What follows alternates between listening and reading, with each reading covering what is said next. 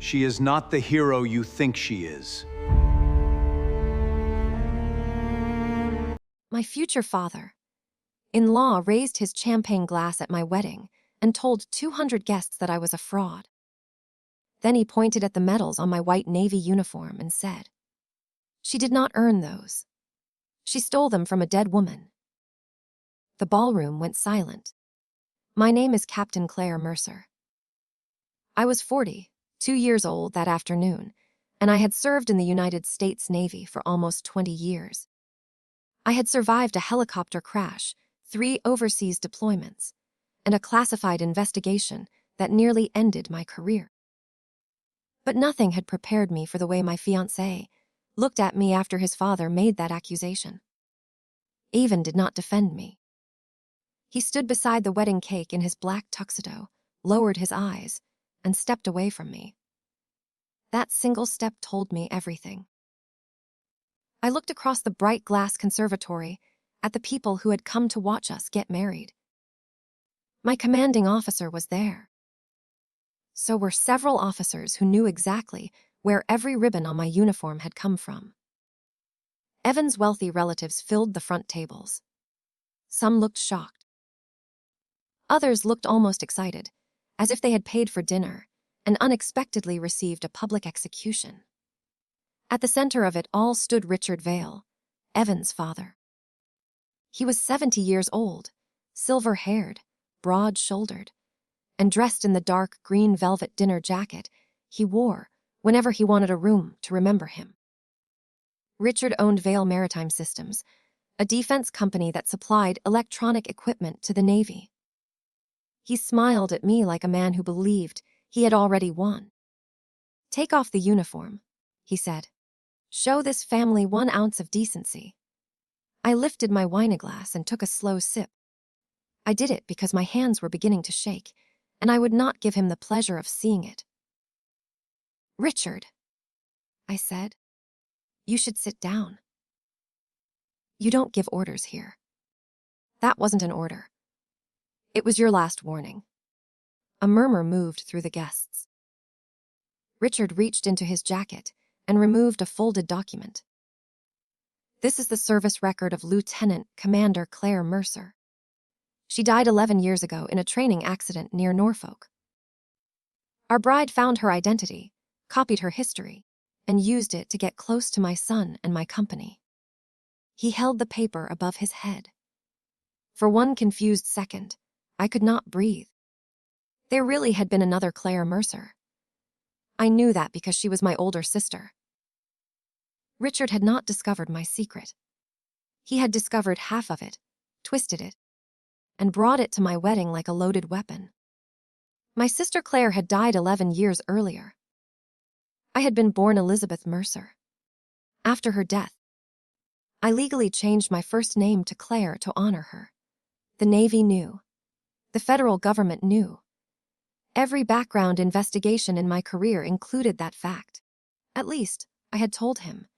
I turned toward him. "Tell them." His face had gone pale. "Claire, maybe we should go somewhere private. Tell them what I told you about my sister." He rubbed one hand over his mouth. "I don't remember it the way you do." There it was. The betrayal was so clean that it almost did not hurt at first. Richard unfolded a second page. "My investigators also found that she accessed restricted files connected to Vale Maritime. She has been spying on us." This time, several people gasped. I looked at Rear Admiral Naomi Brooks, seated near the windows. She did not move. Her expression was controlled, but she touched 2 fingers to the stem of her water glass. That small gesture was meant for me. Wait, I had known Naomi for 16 years. She would not give that signal unless something bigger was happening. So I waited. Richard continued. "Ivan was prepared to marry this woman. He trusted her. We welcomed her into our homes. We gave her access to our family, and she used all of us." He sounded wounded. It was a strong performance. But he made one mistake. He said I had accessed restricted Vale files. No private investigator could legally know that. The only people who knew were members of a joint federal task force, the executives under investigation, and whoever had been secretly monitoring my government laptop. Until that moment, I had not known which side Evan was on. Now I did. I set down my glass. Where did you get that information? Richard's smile weakened. That is not the important question. It is to me. Evan came closer and spoke quietly. Please, don't make this worse. I looked at the man I had planned to marry. We had met 18 months earlier at a veterans' charity dinner in Baltimore. He was charming without seeming proud. He remembered small things. He brought coffee to the hospital when my mother had surgery. He had listened when I spoke about my sister. Or I thought he had listened. Now I noticed the tightness in his jaw and the sweat near his collar. He was not surprised by his father's speech. He was afraid of what I might say next. How long? I asked him. He whispered, Claire. Not here. How long have you been helping him? The doors at the far end of the ballroom opened. 4 uniformed security officers entered, followed by 2 men in dark suits. The guests turned in their chairs. Richard relaxed, believing they had come for me. I recognized one of the men. Special Agent Daniel Ruiz had been working with my task force for 9 months. Richard pointed toward me. That is her. Agent Ruiz walked past me. He stopped in front of Richard Vale. Mr. Vale, he said. We need to speak with you about the unauthorized possession and disclosure of classified information. Richard's face changed. I wish I could say that was the moment I felt victorious. I did not. I looked at Ivan, and all I felt was grief. He had not just broken my heart. He had helped his father walk straight into a trap that I had not even known was set. Party duo. Te man I elma ostamarid, and no one was arrested in the ballroom that afternoon. That disappointed some of the guests. People expect justice to arrive with handcuffs and flashing lights. Real investigations are rarely so generous. Agent Ruiz asked Richard to come with him for an interview. Richard refused until one of his attorneys pulled him aside and whispered that refusing would make the scene worse. Before Richard left, he looked at me. The anger was gone. What remained was fear. You planned this, he said. Not the wedding, I replied. I was foolish enough to believe that part was real. Even flinched. Richard left with his lawyer and the agents. The ballroom erupted into whispers. Phones appeared everywhere. Within minutes, video of the confrontation was online. I walked into the small bridal room behind the conservatory and closed the door. For the first time that day, I allowed myself to sit. My sister's photograph stood on the dressing table. In it, she was 29, wearing flight gear and smiling beside a helicopter. Claire had been fearless in the way only good older sisters can be. She taught me to swim by carrying me into deep water and promising she would never let go. When she died, I learned that promises could be honest and still be broken. Changing my name had never been an attempt to become her. I did it because she had no children, and I could not bear the thought of her name ending on a stone in Virginia. I carried it forward. That was all. Even entered without knocking. We need to leave, he said. I looked up. There is no we. My father panicked. He thought you were targeting the company. As he wrong. Even stared at me. I had never told him about the investigation. I was not allowed to. 6 months before our wedding, a Navy communications system manufactured by Vale Maritime failed during an exercise off the coast of California. For 11 minutes, a destroyer lost secure contact with the command network. No one died, but the failure could have been catastrophic in a real operation. The equipment had passed every inspection on paper. The components inside it were cheap copies. I was assigned to a joint review because of my background in logistics intelligence. At first, Vale Maritime looked like the victim of a dishonest subcontractor. Then invoices surfaced, showing that someone inside Vale had approved the substitutions and moved the savings through a chain of consulting firms. One of those firms belonged to Evan. He called it Harbor Bridge Advisory. He told me it helped small manufacturers compete for federal contracts. For months, I believed him. Then I saw his company's name in a sealed evidence file. I requested removal from the investigation immediately and reported our relationship. Admiral Brooks refused to remove me completely. She limited my access and ordered me not to discuss the case with Ivan. "We need to know whether he approaches you," she told me. "Do not investigate him yourself. Do not warn him. Just live your life and report anything unusual." It was the hardest order I had ever followed. Ivan did become unusual. He began asking casual questions about Navy procurement. He wanted to know whether old inspection reports could be reopened. He asked if officers could access files from home. Each question seemed harmless by itself. Together, they formed a pattern. I documented every conversation. Still, a part of me defended him. I told myself his company might have been used without his knowledge. I told myself love deserved patience. Standing in the bridal room, I finally understood that my patience had become his shield. "Did you tell your father about my sister?" I asked. He found the obituary. That was not my question. Even sat across from me. "He asked why your original birth certificate," said Elizabeth. "How did he get my birth certificate?" He looked down. "Answer me." I gave him a copy from our marriage license documents. The betrayal deepened. He had taken private records from the folder in my home and given them to his father. Why? Because he thought you were hiding something. And what did you think? I thought if we found something small, something embarrassing, we could make you back away from the investigation. There it was. A confession, spoken so softly that he seemed not to recognize it as one. "You knew about the task force." "Only recently." "How?" He stood and began pacing. "My father's people saw your credentials used in a database." He said the company would collapse if the Navy suspended our contracts. Thousands of people could lose their jobs.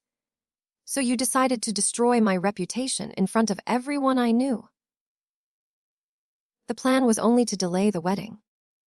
I almost laughed. You built a stage, invited 200 witnesses, and called me a criminal. That is not a delay. He knelt in front of me. Tears filled his eyes. Once, that would have moved me.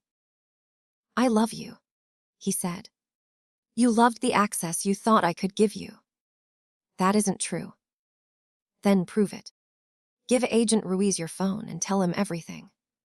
His hands dropped. The silence answered for him. I removed my engagement ring. It was an antique diamond that had belonged to Evan's grandmother. I placed it on the table beside my sister's photograph. "You have 5 minutes to leave." "Claire, my name was the weapon you chose today. You do not get to use it like a prayer now." He left. I believed the worst was over. It was only beginning. That night, someone entered my townhouse in Alexandria. Nothing valuable was taken. The television remained on the wall. Jewelry remained in a drawer. But the locked metal box under my bed had been forced open. Inside that box, I kept my sister's letters, her flight log, and the original report about the accident that killed her. The letters were still there. The accident report was gone. Parts E. Teach E did womanance. The police found no usable fingerprints in my townhouse. Whoever entered knew where the cameras were and disconnected the alarm without damaging it. That suggested professional help. It also told me the wedding accusation had never been only about humiliating me. Someone wanted my sister's accident report. Claire died during a nighttime training mission over the Atlantic. The official investigation blamed a rare electrical failure followed by pilot disorientation. The Navy grounded 6 helicopters for inspection. Vail Maritime had supplied part of the navigation system, but the company was cleared after producing test records showing the equipment met every requirement. At the time, I had been a junior officer. I read the report until I could repeat whole sections from memory. I accepted its conclusion because accepting it was the only way I knew how to keep living. Now Vail's defective communications equipment was under investigation, and someone had stolen the one document connecting the company to my sister's death. Coincidence had just become impossible. I called Admiral Brooks from the sidewalk outside my home. "They took Claire's report," I said. She was quiet for several seconds. "Come to the office. Do not go inside again." At the secure facility, she told me something she had been forbidden to share 11 years earlier. A technician had raised concerns about altered testing data after my sister's crash. Before investigators could conduct a second interview, the technician disappeared. His truck was found near the Chesapeake Bay, but his body was never recovered. His name was Martin Hale. Why was that not in the final report? I asked. There was no proof the two events were connected. Senior officials decided speculation would damage the investigation. Damage the investigation, or damage Vail Maritime? Naomi did not answer. That night, I searched public records. Martin Hale had been 36 when he disappeared. He had a wife named Dana and a 10-year-old son named Lucas. Dana moved to Ohio a year later and never remarried. I was prohibited from conducting my own inquiry into Vail, but my sister's stolen report was now a personal crime. Agent Ruiz agreed to contact Dana Hale officially. She refused to speak by phone. 2 days later, he and I drove to a small town outside Columbus. Dana lived in a blue house beside an empty cornfield. She opened the door before we reached the porch. She was in her late 50s, with gray hair tied behind her neck and suspicion carved into every line of her face. "It took you long enough," she said. On her kitchen table sat a sealed envelope with my name on it. Martin Hale had written it 11 years earlier. Dana explained that Martin worked for a Vail subcontractor that tested navigation boards. A week after my sister's crash, he discovered that several test results had been changed. The original boards failed under intense vibration. Vail executives replaced the failed numbers with results from a different component and sent the falsified report to Navy investigators. Martin copied the original data. He planned to meet a federal investigator. He never made it. The night before he disappeared, he gave Dana the envelope and told her to send it to Elizabeth Mercer if anything happened to him. But after he vanished, 2 men came to her home. They knew where her son went to school.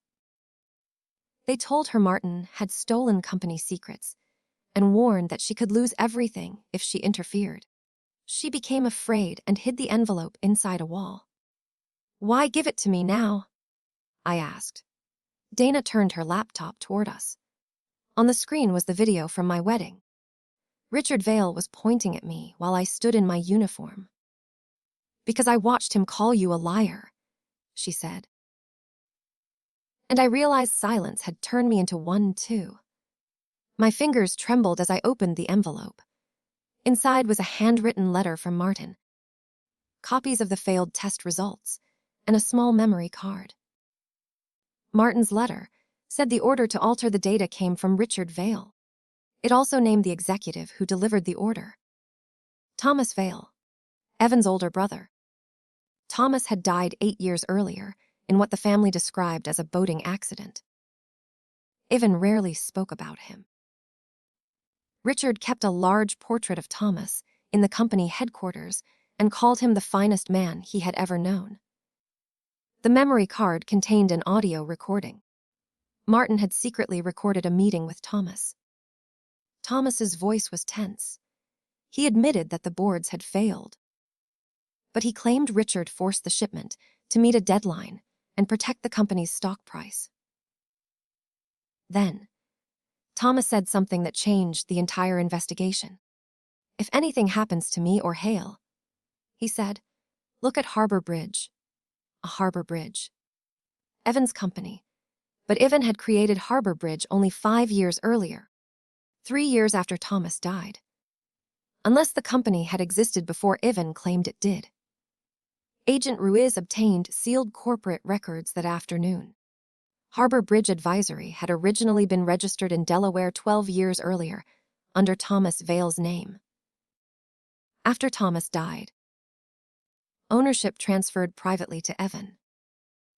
Evan changed the public registration date and used the firm to receive millions of dollars from Vale subcontractors. The same structure used in the current fraud had existed when my sister died. I wanted to believe Evan had inherited a criminal machine without understanding it. Then Ruiz showed me a bank transfer made 4 months after Thomas's death. Evan had paid a private security company $200,000 through Harbor Bridge. That company employed both men who had threatened Dana Hale. I felt physically sick. Evan had been 29 at the time. He had known enough to continue the cover-up. Years later, when he met me at that veterans' charity dinner, he must have recognized my name. Our meeting had not been an accident. Every coffee, every dinner, every quiet promise had begun as surveillance. Agent Ruiz watched me absorb the truth. We still need evidence connecting Evan to the current substitutions. Martin's material proves the old fraud, but the statute issues are complicated. If Evan cooperates, he may claim he was following his father's directions. "He will cooperate," I said. "Why are you certain?" "Because Evan loves himself more than he fears his father." I knew exactly how to make that love useful. Part FUR. T-second. Ceremony. 3 days after the wedding, I called Evan. I told him I had made a mistake. I said the public humiliation had overwhelmed me. I said I now understood the pressure he was under. I even told him I still loved him. Every word tasted like poison. He asked to meet at a hotel bar in Georgetown. Agent Rees wired me for sound and placed officers at nearby tables. Evan arrived carrying flowers. He looked exhausted. His father had been interviewed twice. Vale Maritime's stock had fallen, and reporters were waiting outside the company headquarters. He told me his family was falling apart. I wanted to ask how many families had fallen apart when military equipment failed. I wanted to tell him about Dana Hale raising a frightened son alone. I wanted to tell him I had spent 11 years wondering whether my sister had been afraid in her final seconds. Instead, I touched his hand. "I can help you," I said. His eyes lifted. "How?"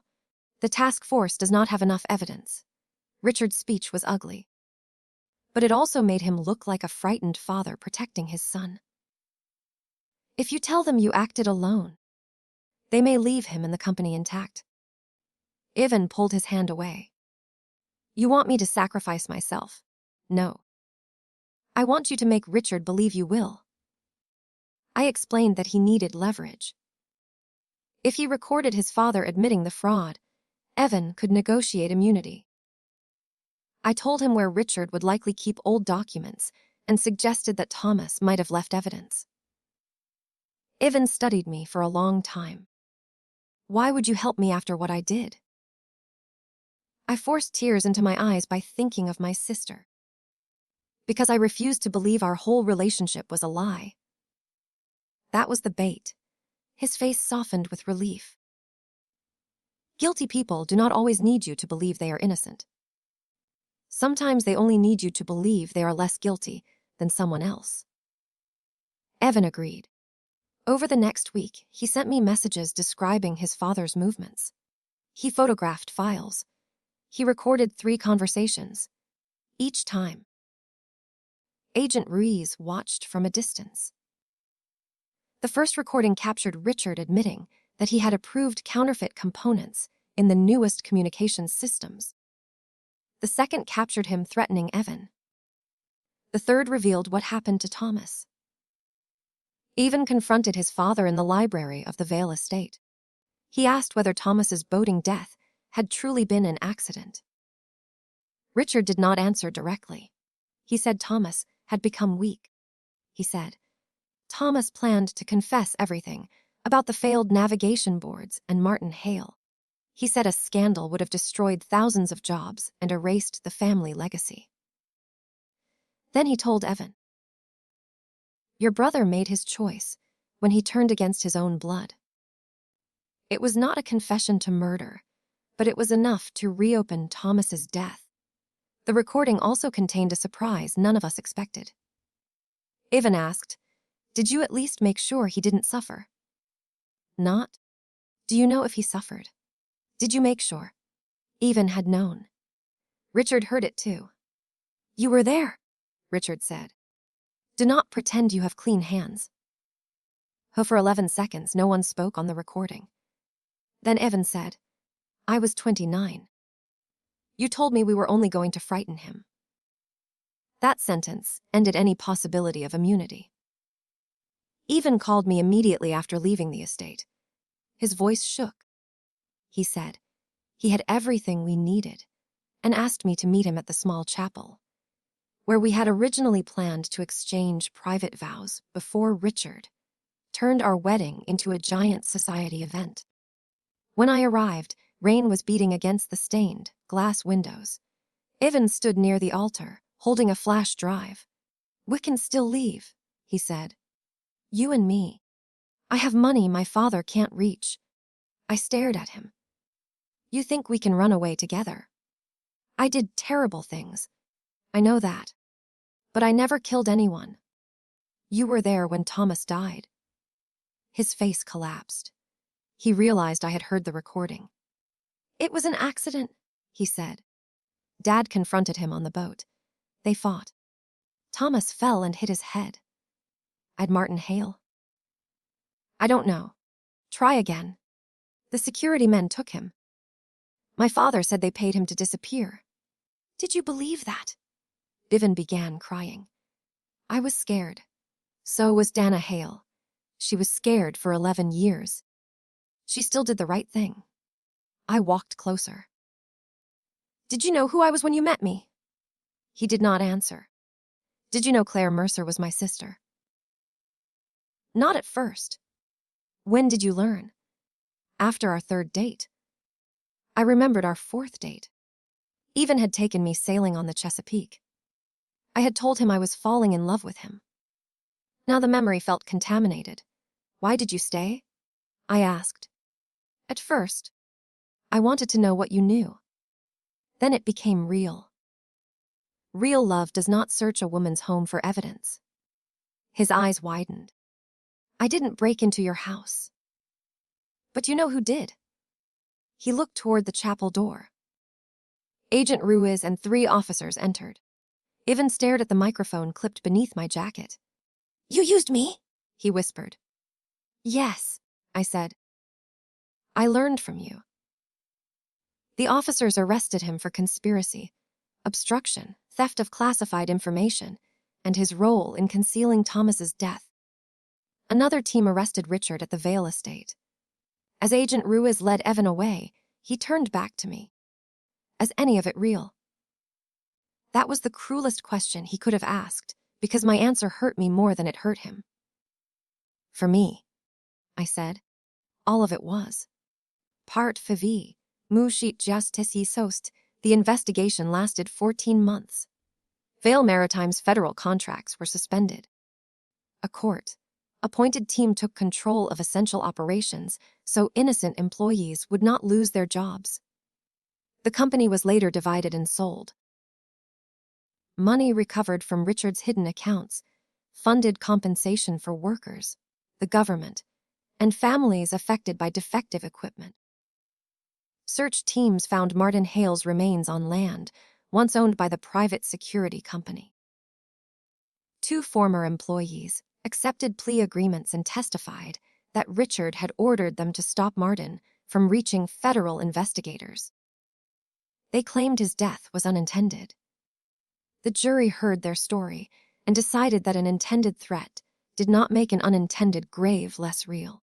Richard was convicted of conspiracy, fraud, obstruction, manslaughter, and unlawful handling of classified information. At sentencing, he spoke for 20 minutes about the company his father built and the thousands of people he had supported. He never said my sister's name. He never said Martin's name. The judge sentenced him to spend the rest of his life in federal prison. Even pleaded guilty before his trial. He admitted helping conceal the circumstances of Thomas's death, paying the men who threatened Dana, stealing my records, and passing information from my home to Richard. He received 19 years. Before sentencing, he sent me a letter. I did not open it for 3 weeks. When I finally did, I found 6 pages of apology. He wrote that he had loved me. He wrote that meeting me made him want to become a better man. He wrote that fear of his father had controlled him since childhood. Near the end, he asked me to visit. I never did. An explanation can be true without being an excuse. Even may have feared his father. He still made choices. He made one choice when he paid men to frighten a widow. Another when he watched his brother die and stayed silent. Another when he entered my life under false pretenses. And one more when he stood in our wedding ballroom and stepped away from me. That step remained the clearest answer he ever gave me. My own career survived, but not without damage. Online strangers watched a 30-second wedding video and decided they knew me. Some called me a hero. Others called me a liar, a spy, or a woman who had trapped a wealthy family for attention. The Navy formally confirmed my service record. My commanding officer publicly stated that every decoration on my uniform had been earned. The statement helped, but truth travels more slowly than humiliation. For months, I could not enter a crowded room without hearing Richard's voice. Take off the uniform. I began seeing a therapist. At first, I thought therapy was meant to teach me how to forget. Instead, it taught me how to remember without surrendering the present. Dana Hale became part of that present. We attended the trial together. She carried Martin's last letter in her purse every day. When the verdict was announced, she did not cheer. She closed her eyes and held my hand. Later, the government created new protections for technical employees reporting safety fraud. Dana and I helped establish a small scholarship in Martin and Claire's names for the children of military families and defense. Industry whistleblowers. At the first scholarship ceremony, Lucas Hale gave the opening speech. He was 31 by then, close to the age his father had been when he disappeared. He said he had spent most of his life believing his father abandoned him. Learning the truth gave him grief, but it also returned the father he remembered. I understood exactly what he meant. The reopened investigation into my sister's crash concluded that the falsified navigation tests had hidden a serious defect. Investigators could not prove the defect alone caused the crash, but they determined it contributed to the loss of control. For 11 years, the official record said Claire became disoriented. The corrected record said she fought a failing system for 43 seconds and kept the aircraft away from a populated training vessel before impact. Her final actions saved at least 14 lives. She had not failed. She had been a hero. I traveled to Arlington on a cold morning in November to tell her. I wore civilian clothes. For a long time, I stood in front of her grave without speaking. Then I told her everything. I told her about Martin, Dana, and Lucas. I told her about Richard's conviction. I told her that the record now showed what she had done. Finally, I told her about Evan. I loved him, I said. I wish I hadn't, but I did. The wind moved through the bare trees. I thought of the day Claire taught me to swim. She had carried me into deep water while I clung to her shoulders. "I will never let go," she promised. But she did let go. She stepped back and made me move my arms. I screamed at her, certain she had betrayed me. Then I realized I was floating. All those years, I had remembered the promise incorrectly. Claire was not promising to hold me forever. She was promising to stay until I learned I could survive without being held. I placed my hand against her stone. "I'm still here," I said. 6 months later, I retired from active service. It was my decision. I had given the Navy most of my adult life, and I was ready to discover who I could be outside a uniform. At my retirement ceremony, Admiral Brooks presented me with the flag. Dana and Lucas sat in the front row. My mother sat beside them. There was an empty chair for Claire. Afterward, Naomi handed me a glass of red wine. She smiled and asked whether I planned to drink it as calmly as I had at my wedding. I was not calm, I told her. You fooled everyone. That was the idea. We stood beside the water as the sun went down. For the first time in years, I did not feel watched. I did not feel like a witness, an investigator, a victim, or a symbol. I was simply a woman surrounded by people who knew the truth and stayed. Richard had tried to use my sister's name to strip me of my honor. Instead, his accusation reopened the case that exposed him. Even had entered my life to discover what I knew. In the end, he gave me the evidence that destroyed everything his family had built on lies. That was my revenge. Not their shame. Not their prison sentences. Not the collapse of the Vale name. My revenge was that Claire's courage became part of the official record. Martin came home to his family. Dana no longer had to be afraid. Lucas learned that his father had not abandoned him. And I walked away with the one thing Richard could never manufacture, purchase, or steal: the truth. At my wedding, Richard Vale ordered me to take off my uniform because he believed honor was something a powerful man could give or remove. He was wrong. Honor is what remains when the powerful have lost everything, and you are still standing. E&D.